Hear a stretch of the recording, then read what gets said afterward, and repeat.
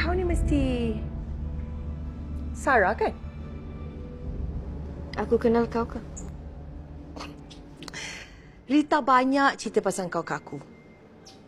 Tapi cepat kau naik Rita banyak tolong aku. That's good.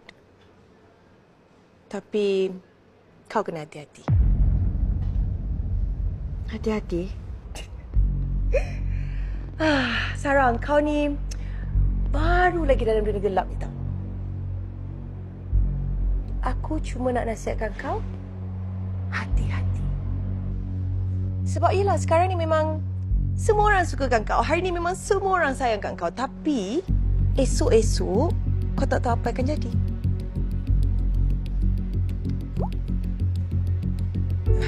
Okeylah, aku gerak dulu. Johnny dah panggil aku.